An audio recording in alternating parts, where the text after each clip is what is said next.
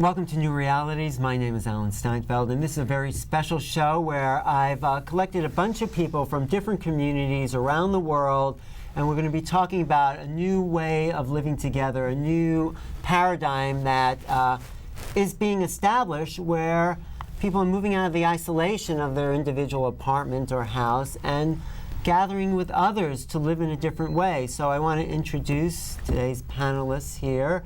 We have Isis Aquarius from the Source Brotherhood community, which is probably the oldest, most established community at the table here. Early 70s. Early 70s.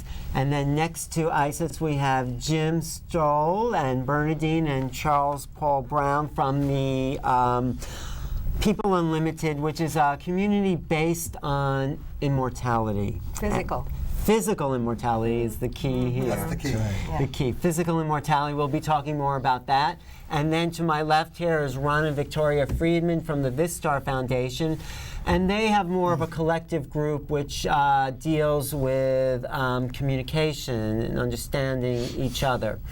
And then next to Ron we have Alicia, who represents the Onetaste community, originally out of San Francisco, and lives in a sexual collective of about 50 people. They're establishing something here in New York.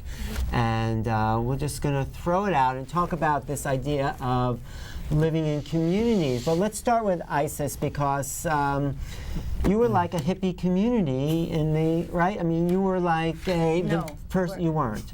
We came in as hippies because Right. that was the time frame, Right. the late 60s, early 70s. Uh-huh. And very quickly morphed into a mystery school of about 200 people living communally in the Hollywood Hills, and we ran a famous restaurant called The Source. Right. And so what was the idea about when we'll get to everyone, the idea about living in community or working to community, how did that come about? Well, you had the gurus, the ashrams. It was, people dropping out and forming like-mindedness. You vibrated to a certain group, and that's what happened. We became communal because we needed a very Go ahead. Yeah, we needed to live together because we ran the Source together. So, but there was a theme around living together, right? It was a... we were a family. We were a tribe. It was a very, very tribal family energy. We had natural home births. We believed in, rituals, death and dying, having 3.5 days, and we had to contain it. Right. Okay, now let's get to you guys. How did you come together as a community? And give us a little background about your philosophy, too. Okay, yeah, thanks, Alan. Well, we started working together. Well, we've been working together for about 35 years now, speaking physical immortality. Right. And back in '75, approximately, we started working towards creating a community because we knew to really create what we wanted, a deathless life, that took us out of just the philosophy of immortality. We wanted to create a support system of people who really were like-minded, that inspired each other and stirred each other to live a deathless life. So we started doing that in mid-'70s, working to create a community. And now we have a community in Scottsdale, roughly 160, 175 people that meet on a regular basis, 2 times a week, plus weekend events, plus special events through the year, and then we're interacting with each other continuously every day. People are in businesses together, social events. But I need to make it clear, we're not a commune type of thing. We're a community of like-minded people. You don't live together, but you're all within the same... Scottsdale area, that's right, and Phoenix area. And so we're very distinct in the sense that we're very out there, you might say, out of the closet about being physically immortal. Right. I feel that's important to have a conviction about who you are and what you're doing, and it's very exciting. I mean, but we found that how it's very important to have a support system and whatever you really feel a conviction of. Right. I think that's true, and I think that goes for what Ron and Victoria are doing with VIstar, that you talk about the support system, because you also don't live communally, but you live within a relative small community. So talk about the support system of what the community means. Go ahead, Ron. Well, I mean, we have a group of people, yes, relatively small to the sizes you're talking about, who have been together for essentially 14 years. And we go, it's really about individual and group awakening. And in the process, we have discovered a way of being together, which has evolved, which leads to really what we call an evolutionary form of human contact and communication. So the people, we've gone through every phase of everyone's life. We have to expose, not have to, but we do in this way of working, all the elements that obstruct human communication, human relationship. And the support is extremely important because this kind of work is very challenging. Whenever people get together in a community, you're going to come up against every aspect of the ego. Right, you get that right. So your community is about communication. That's really the focus, developing forms of form. I think that what has happened, what has unfolded, is this sense of unity that is present in a very awakened group happening. And that sense of presence and that sense of togetherness has been very creative for us. Of course, communication is beautiful in that realm. Yeah. And it's kept us together despite, it's very healing, despite anything that happens, with all the interactions, all the kind of conflicts that are natural for anybody who's has close contact with anyone. And somehow, I know everyone must feel that way of being together, it just heals it. Right. We come together and then we leave, and whatever was there, it's like having something rip you, and then when you leave, it's gone. Do you want to say something? It's a very warrior energy, isn't it? Warrior. Yeah, and what you said, coming out of the closet, that's exactly what's happening right now with spirit, with everything. And Well, let's talk to Alicia, who's from the Onetaste community, because it's this pretty radical thing that they're doing. 50 people sexually involved with each other, living in the same room. So talk about how that. Well, Alan, that's one of the greatest things that I've experienced is it's very easy when you're looking at chargey subjects, when you're investigating chargey subjects like sexuality, sex, re-including that in the conversation, that you can be easily misrepresented because people have so much charge. So we're not, I wouldn't say we're a sexual community. Okay. It's not like there's orgies happening and that kind of thing, but there is in a sense a radical investigation happening to looking curiously and endeavoring to be curious about every aspect of human interaction. And so, yeah, there may be the fact that I've pretty much let go of any charge around going to the bathroom in front of somebody. Right. You know, that's something, but we also look a lot at communication. We look a lot about how do people work together. What are all the dynamics of every type of relating and every type of living in community. You know, that New York, Manhattan is a community. Right. That we are interdependent beings regardless of whether we like it or not. You know, we do have tribal core essence. That's true. You know, so yeah, actually, absolutely, we focus on sensuality because it's so often left out, and that Onetaste is created as a vessel with intention and with precepts in order to allow people to come in any way they want, either in residency or some amount of residency to come in, or there's a much larger kind of extended community.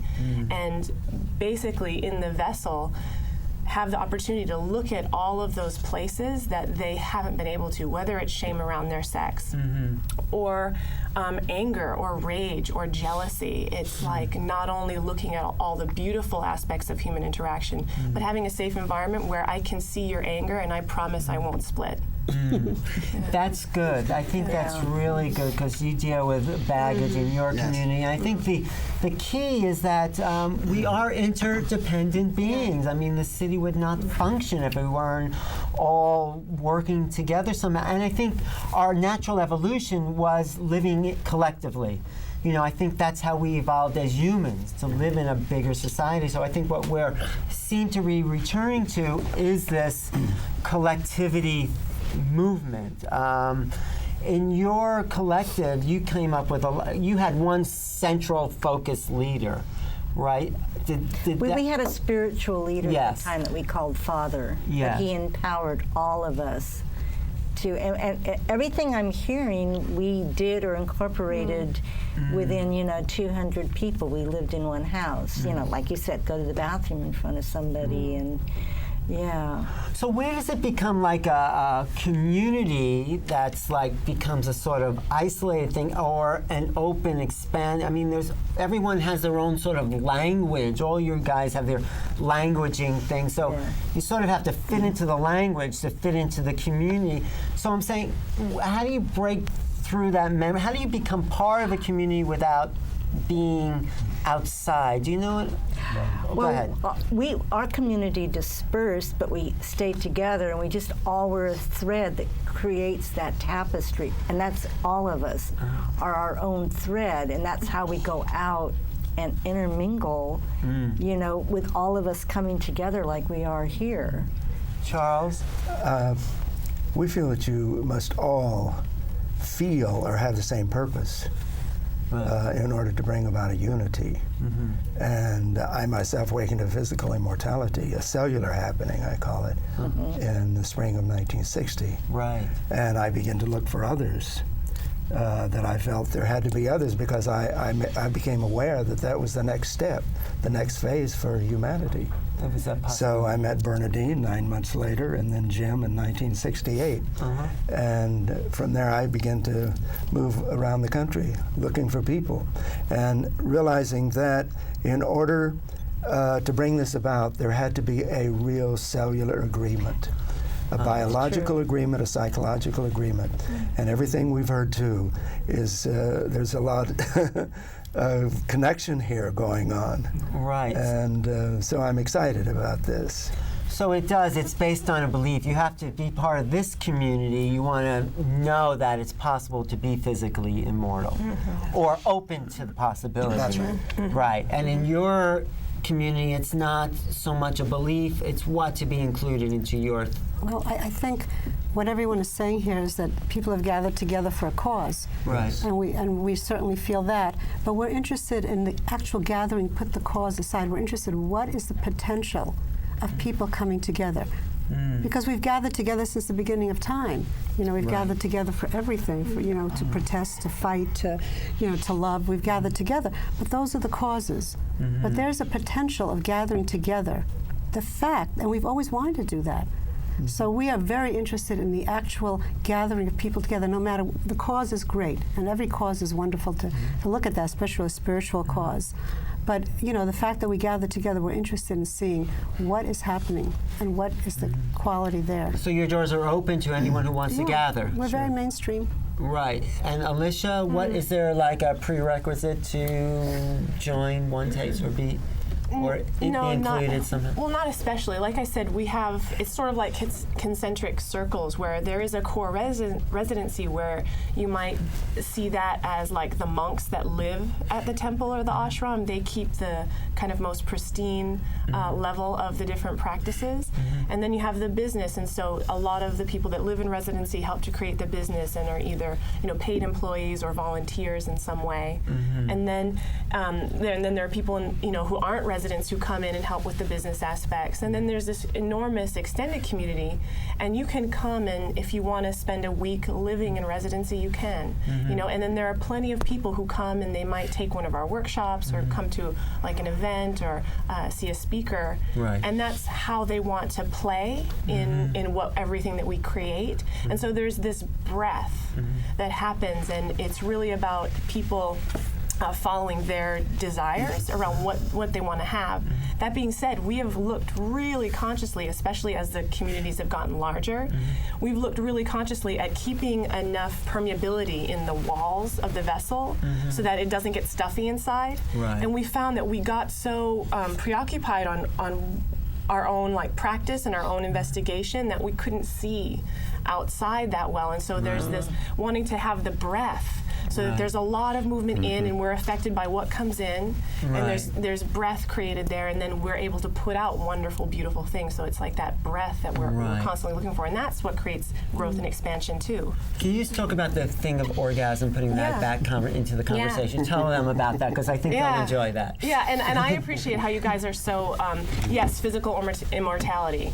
Boom, and it lands so clearly, and that's one of the things. We really are unequivocally about orgasm. And well, and that's a great tagline of ours. That's like, we want to like we seek to weave orgasm back into the world conversation because it is the source of all life. Yeah. You know, and it's you know, for me, I came into this kind of work having done a lot of other work in a lot of other realms and done a lot of spiritual work and that kind of thing, and I felt like I was really shut down, and the more aware I became of my own being, the more every time I started to peep in the direction of my sexuality, I was like, oh my God, there's so much shame and baggage and shut down, and I was carrying that around with me. It was affecting every moment of every interaction I was having with everybody. Right. You know, and then I see it in society that women, you know, are not taught to speak their desires. This is a generalization. Right. But so in the practice of the work, I let out the fact that I was totally angry and I was disassociated from that. And I was angry because of every time I'd ever been said, like, no, don't speak now, or something like that. And all those lockdowns are our creativity, our vitality, our power, our health. If you're locked down enough, you know, it's my belief that you're going to have physical pains as well.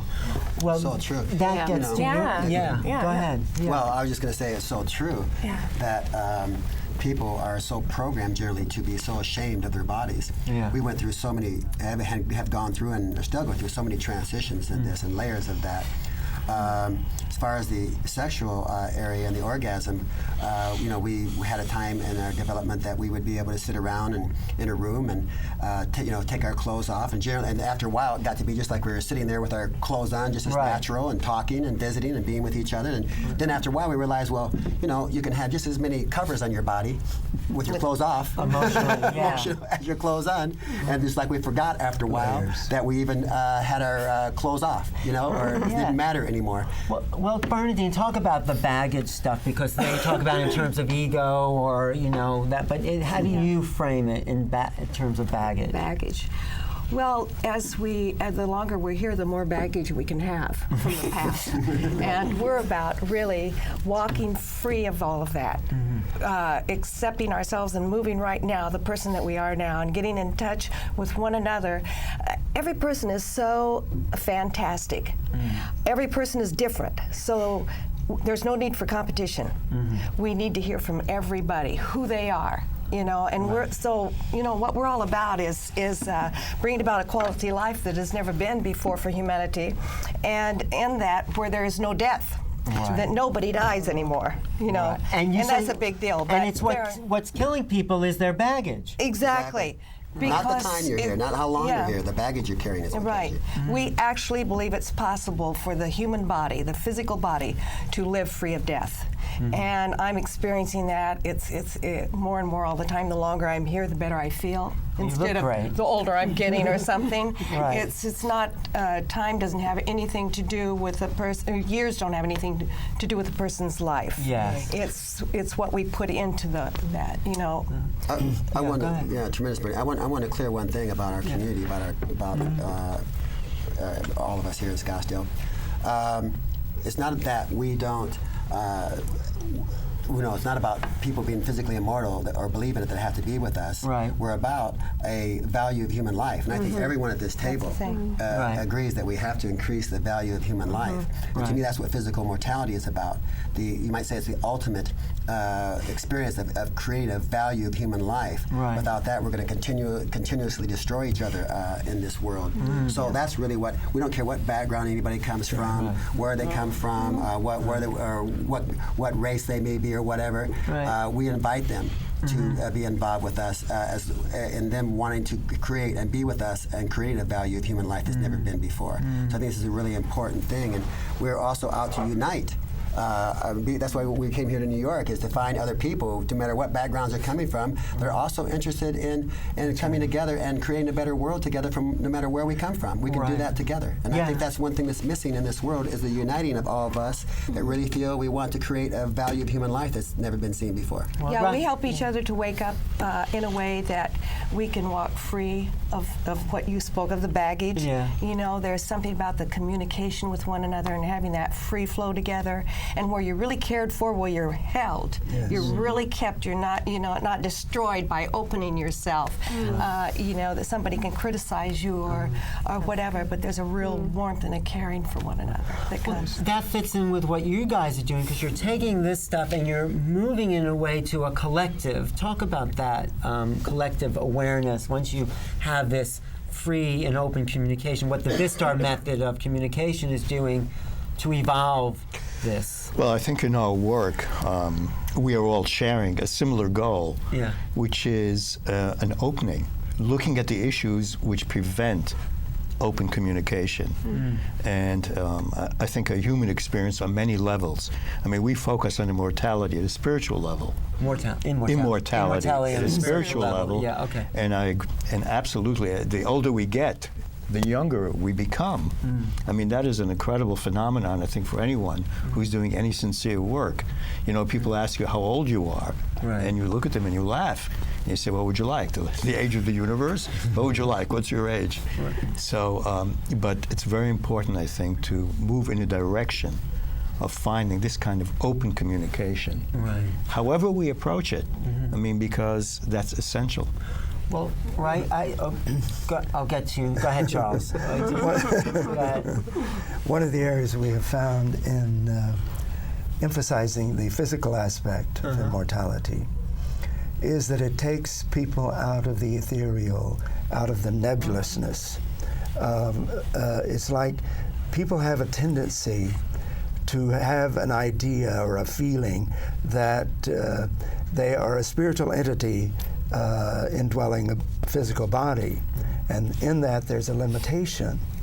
And because there is this, it's like in the realm of ecology and so forth, it's hard to find people that will really work together to bring about an ecological change, because as long as death is held to be inevitable for the physical body, they're not going to be consistent in this, because something has to get you.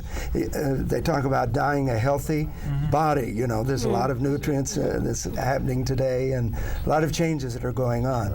But without there being a feeling for one another, they're going to be inconsistent in their wanting to really clean up the planet. And so we are emphasizing the physical immortality aspect of this, that we're not just someone passing through and leaving the place for the maid to clean it up. We are here to bring about a change. First, the human condition. If we don't change the human condition of immortality, I question the reality of the spiritual immortality. That's a good point. Do you have a comment about that? Because I wanted to just talk about the mystery school understanding where your community tapped into the eternal now. That's it's just living in the eternal now, we called it, where you don't, you do get younger, you do age, and they say Moses lived to be 900 years, right? How did you bring that philosophy into your collective living, though? How did you work with that? By our diet, by what we ate, starting with that, the renewing of ourselves, our thoughts, our words create. And what was the mechanism of communication among the group? I mean, how did they? We had like morning meditation. I mean, but to bring the group together, was there one thing that brought your whole group into a cohesiveness, in a sense? The father, the spiritual leader of that group. Right. So that's. But when you live together like that, day after day, year after year, you become really one vibration and energy. You do. So you do come together under an umbrella of a thought and an energy in everything that you do. That is something you notice, that people start to align vibrationally as we come together. So that then goes back to the next question I had, which might stir a little controversy because it's about opening and shut doors. So when does a community become a cult or a insular group or something open? Do you have a sense? Well, cult. Yes. We would love to debunk cult. Yeah, please do that. It's only in America cult has that connotation, especially with the Manson family. Ruined it basically for everybody. You know what we started out doing. And I think cult is, if you look it up in the dictionary, it depends on what dictionary. I know it's kind of be a but bad word. It's not really. Cult is basically a community of like-minded people working together for a goal for the betterment of mankind. That's right. You know, cult's just another word for tribal, for family, community. Well, everything worthwhile. Culture. You know what I'm saying? No, go. I was just going to say everything worthwhile that ever been created in this country for human beings, including the creation of this country itself, began with a group of people that were dogmatic, you might say, or fanatical about having a new life in some manner or another. And the revolutionists for this country had that feeling, and were actually being prosecuted or persecuted in England for that. Yeah. But they came over and started this country, and they were considered, cult. They would have been called cult leaders now. But the reality is, they're the ones that initiated a new freedom. I guess it's the permeability or the open and shutness of the doors, and how locked in people are to a particular way as seeing only their way. Well, it's a safety it's a safety until the group gets together enough to where they can open it and expand out. An interesting thing is, because having heard about the leader, having a leader community, because Ron and I had been with two teachers, and we had two teachers in the past, and the VIstar Foundation is actually, we founded it, but there's a very different sense of leadership for us than the kind of leader Father God. Well, that was in the 70s. Yes. Now it's everybody. Yes. It's moving so along. basically, That- everybody's God. Everybody's That's an what I'm saying. elder. I think it's the evolution of. I think that I don't know, that word cult that went bad, because that was, something happened with leaders and the misuse of that leadership in a very small and some larger areas. But now I know we're very much on discovering and the evolution of how do we get together and without those charismatic leaders who actually held the communities together. And I mean, some of them were wonderful. And so here we are without that now, and I think it's the whole evolution of a leader, of leadership, because it's still there somewhat. There's a hierarchy in our group. There's founders. There's people just naturally that way. But in a way, it's changing. It's crossing boundaries. It's completely different. We're all chiefs. Yeah, and I mean, and No of course, Indians. I think, and a lot of people who haven't gone through the discipline of being obedient, or have any devotion in their lives, really throw the baby out with the bathwater. Right. They just feel that the leadership has been, the hierarchy has been flattened. But I mean, that whole aspect, I think, led to the cult thing, and now with people being more together And more responsible for themselves. Consciousness. I think it's that was different. emphasized and came into mass conscious thinking over the Jim Jones episode, which he was, it was something, it shows there that, which we've touched on that, of the strongness of preparing people for an afterlife rather than right here and now. Yeah, exactly. Alicia, go ahead. I have Go so ahead. much No, to say about please, cult. go ahead. Go ahead. Well, it's great because there's so much charge in that word. Yeah. And so it's like, for me, I'm like, let's get in there and feel what that is. And I absolutely agree, Isis, with you. And then it's like, it's culture, it's everything. It's like everything started from some kind of group of like-minded individuals. As far as the leadership thing, I am seen as a leader in the community here, and I was thinking on the way over on the subway, I was thinking about like what makes a community, cultish and all that, and leaders. But the thing is, it's like, everyone at one moment or another is a leader. It's like a natural, organic hierarchy where when we're talking about one thing, I might be the leader. When we're talking about the website, I am not the person in the lead. Everybody does what they do best. Yeah, and that's like a pod of dolphins. You take turns, So it's like, and if there's the charisma of one leader that overtakes, and that's where everything gets a bad rap. It's like, where does agenda and personal agenda come in? Because a true leader is the most surrendered person in the room. Right, but where does it come up if someone's like not fitting into the group? I mean, how so there might be someone in your community. Well, like if someone comes into the center, if someone comes into the center, if I have an agenda of where what I think they should do, or how what they should do in any way, then that's kind of like when my agenda gets too fixed or too intense. It's more like they come in and I'm like, who are you and what are you curious about and what do you want? And then that person can be whoever they want to be in front of me. Sometimes someone doesn't fit into the group. I mean, who decides and who says, I don't think you belong here? Well, actually, they end up removing themselves if they don't fit into the vibration. Exactly. But I know in the 70s, when we were all just learning and forming, and it was so new, we did ask people to leave that didn't fit in. Only for our growth, because we knew we were moving so fast, and we had to. We had a short amount of time. Something was happening. And even though we knew that we had to move with it, and if somebody was holding us back or really detrimental, they were asked to leave very politely, and were always welcome to come back at another time, or they removed themselves because they did not. Thank you. That clears up a question for me. Is like, you can tell by the vibration, everyone's in agreement, maybe except for the person who wants to belong, who doesn't fit, that, hey, it's not working here, it's not a fit. So you guys have probably come up against that, right? Oh, absolutely. And how did, what was your situation? Many times over the years. If I don't fit somewhere, I leave. But you don't always know. It's like you might want to be a part of it, but they say, well, what do you say? Well, there are times that we have had to ask people to leave. I mean, and not to be with us because, we have a goal, and we are out to bring about the world that we can live in. We're surrounded by a world of people that, we don't feel the same as. That's just real realities. So we're building upon the reality that we are. And I don't know why anybody would want to come into our midst anyway that didn't feel the way we did. I mean, who wants to be where you don't like what's going on? I mean, I wouldn't do that. I'm not, so we all have our signature destiny. But also, I think what we're all doing is trying to broaden this perspective, whatever, to the bigger population. I mean, we're trying to reach it would be great if the world believed that there was no physical. Okay. Yes.